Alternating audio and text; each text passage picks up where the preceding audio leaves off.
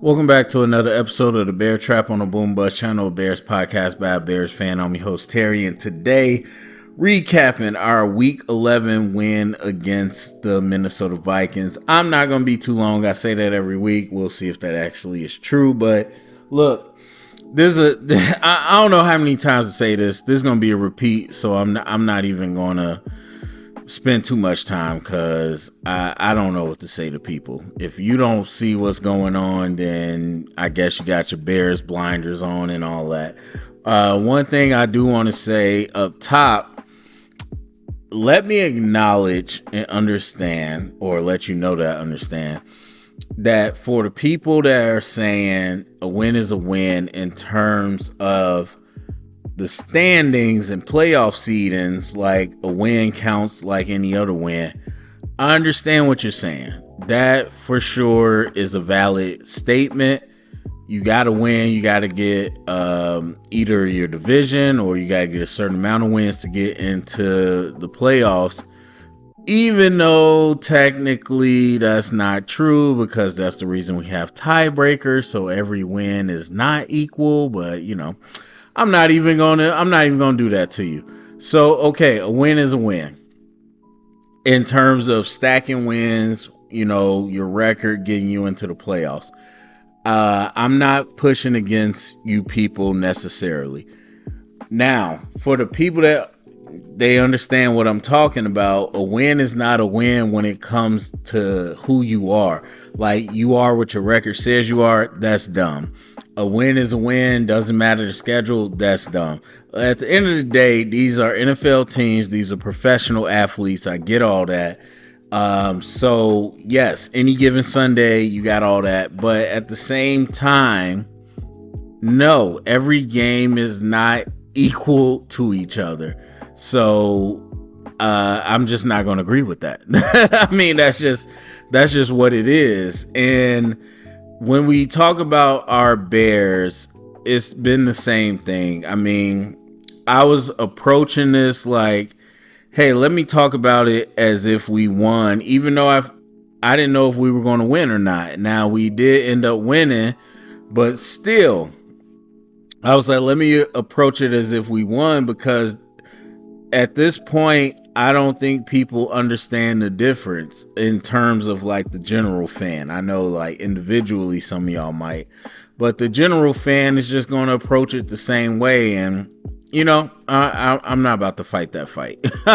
I'm really not about to fight that fight. If you're looking for a cheerleader, you want to say go Bears and do all that, then okay, cool. But like in terms of the real football, I don't know any other way to explain what's going on. I've had pushback.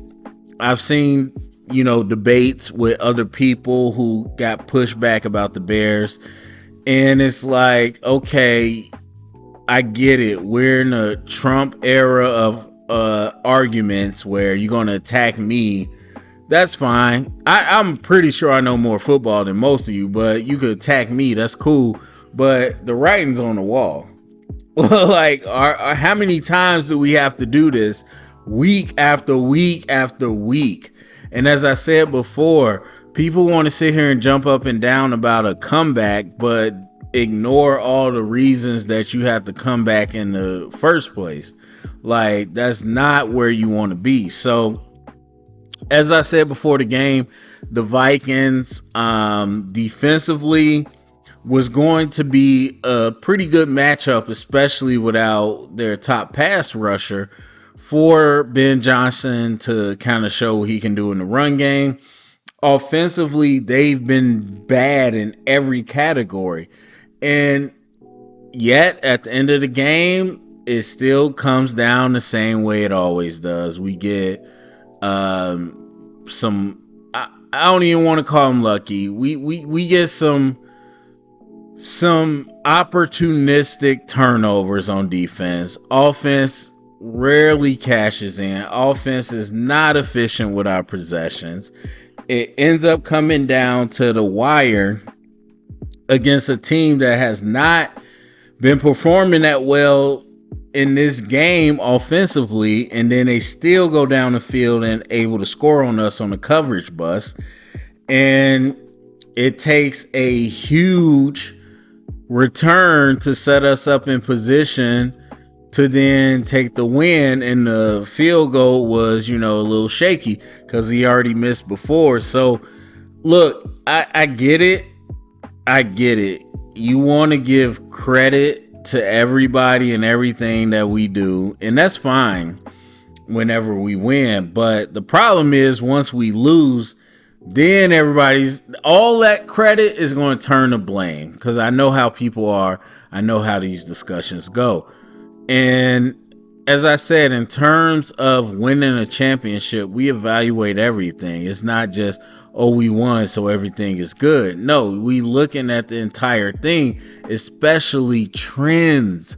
That's the biggest thing in any walk of life when it comes to data and assessment, is trends. We have done the same thing every single week. So cool, you want to give them praise for winning, that's fine. I'm not going to sit here and say it's not a good thing we're winning, but us putting ourselves in the same predicaments every time, whether it's just false starts at the wrong time, whether it's hella incompletions on easy passes, like whatever you want to chalk it up to, we putting ourselves in bad positions. And at the end of the day, that's what I take away from that. We're not there yet, because the Vikings, for whatever you want to think about last year, and for whatever is going to happen today, because Sam Darnold's going to get a real test against the Rams. But I said it in the offseason.